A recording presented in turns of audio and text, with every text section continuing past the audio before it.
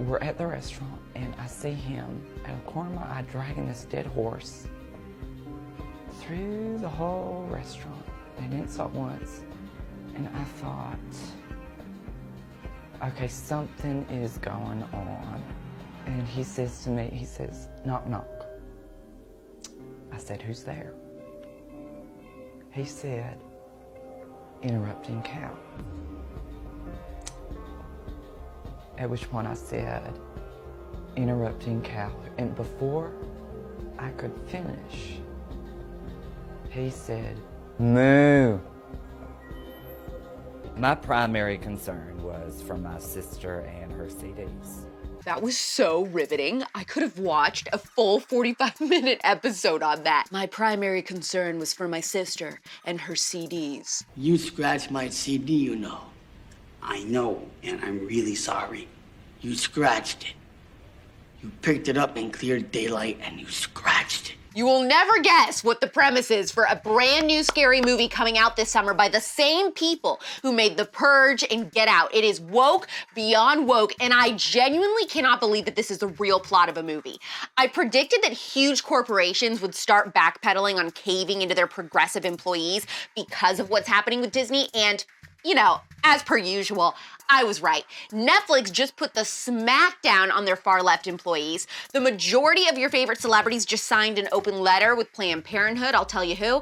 And I'll share which guest on the Spillover ended up being one of the most psycho people I've ever had to deal with in Pop Quiz. I'm Alex Clark, and this is POPlitics.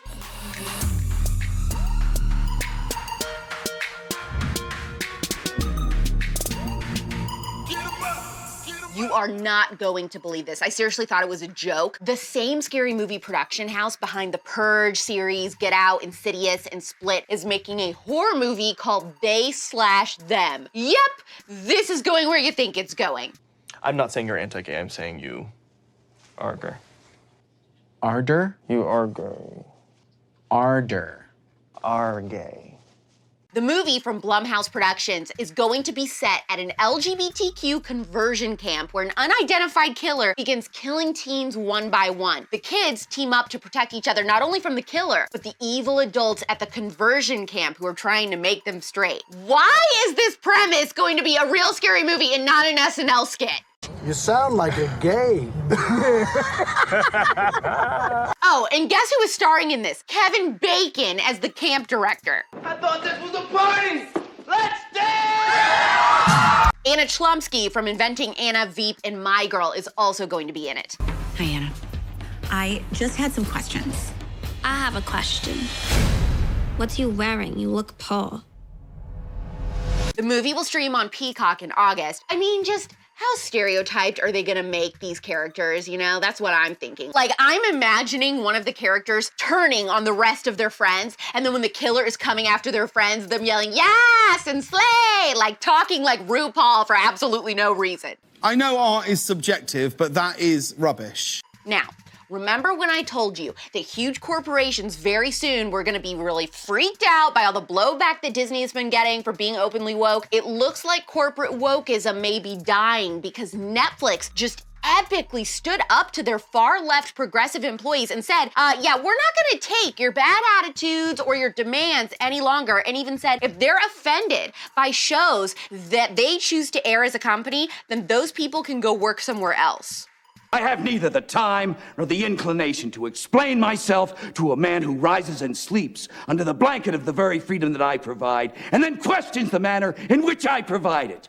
This is so great. The actual statement obtained by Variety and sent to Netflix employees says, entertaining the world is an amazing opportunity and also a challenge because viewers have very different tastes and points of view. So we offer a wide variety of TV shows and movies, some of which can be provocative.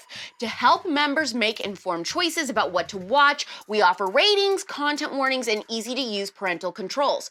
Not everyone will like or agree with everything on our service. While every title is different, we approach them based on the same set of principles. We support the artistic expression of the creators we choose to work with, we program for a diversity of audiences and tastes, and we let viewers decide what's appropriate for them versus having Netflix censor specific artists or voices. You know what? That's an amazing idea. Let's go. The section concludes, as employees, we support the principle that Netflix offers a diversity of stories, even if we find some titles counter to our own personal values. Depending on your role, you may need to work on titles that you perceive to be harmful. If you'd find it hard to support our content breadth, Netflix may not be the best place for you.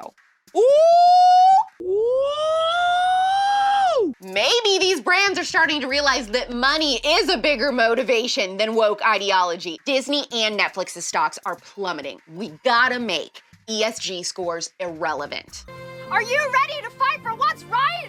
Yeah! Ariana Grande, Kendall Jenner, Camila Cabello, and even Rebecca Black signed an open letter from Planned Parenthood in the New York Times condemning the overturning of Roe v. Wade. I think Rebecca Black was just like stoked to sign this so her name would show up next to all these huge A-list stars, to be honest. Friday, gotta get down on Friday. Nearly 160 big names in entertainment signed the letter, which we'll post to the POPlitics story on Instagram so you can look at the names. The letter said, this generation of artists stands with the majority of Americans who support abortion.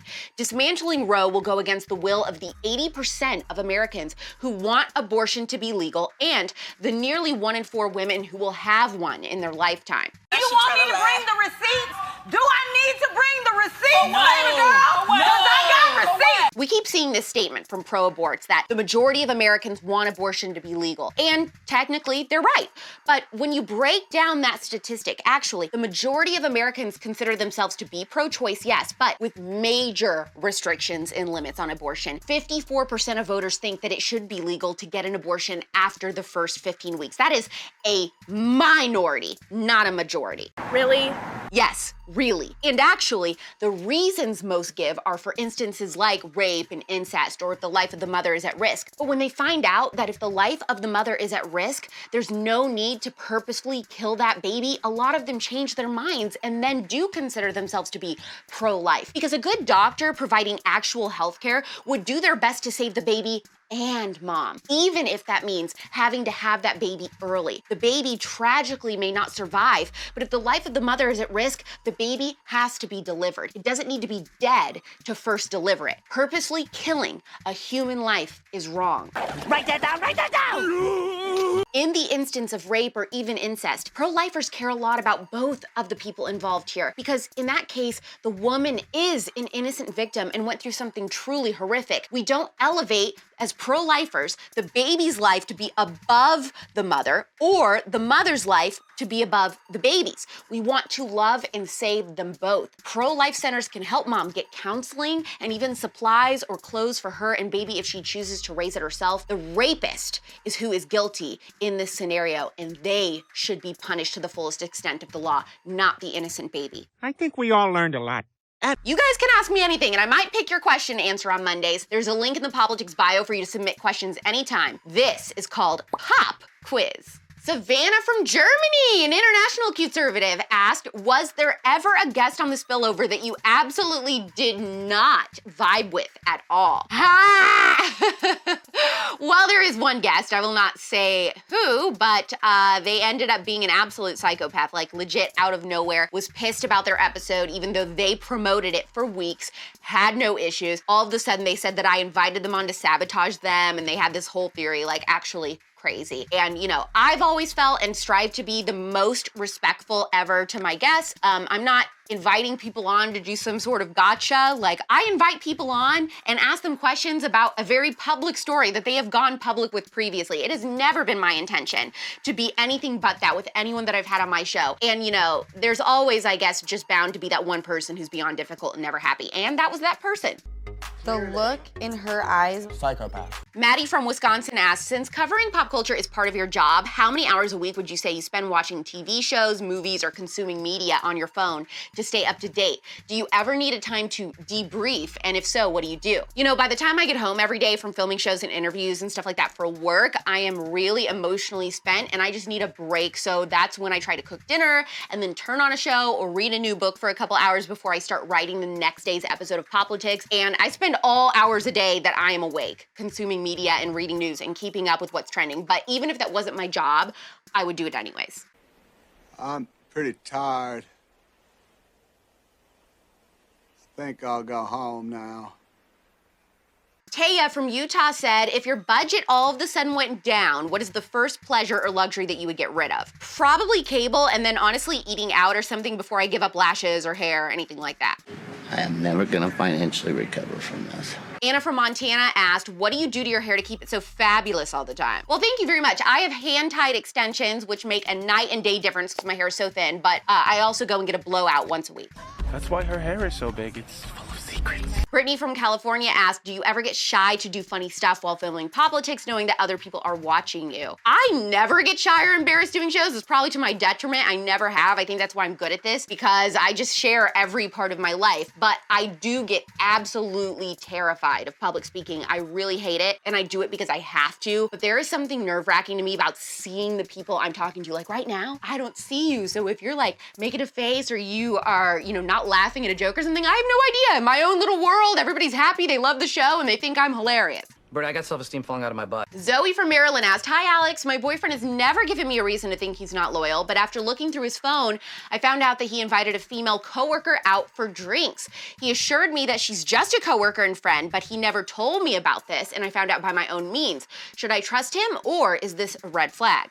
Your significant other should never be going to hang out with another girl coworker or not without inviting you at least, and definitely not without telling you about it. So that is extremely shady and concerning. I would tell him it makes you very uncomfortable. If he pushes back on that and doesn't immediately apologize or vow to never do that again and understand why it's disrespectful, move on. Doesn't catch the red-handed. You're too time and hussy. If you've got a question that you want me to answer possibly next Monday, submit it through the link in the POPlitics bio. Do not forget to heart this episode, thumbs it up, especially if you are on YouTube. That's very important. Now, if those pro-life talking points will help you talk to your friends and coworkers about abortion, please, please, definitely give me a heart for that. Let me know how bad you think that this they/them movie is gonna be, and do you think that companies like Netflix are starting to take the hint that going woke means going broke? Please post this episode to your Instagram story and say, you know what, I am pro-life, even in instances of rape and incest and when the life of the mother is at risk. This episode explains why, and then hit that save button, please. POPlitics is the only conservative daily pop culture show, and we post every day right here. Tomorrow, we will be back at 4 p.m. Eastern, 1 p.m. Pacific, our normal time. It's pop culture without the propaganda every single day. I'm Alex Clark, and this is POPlitics.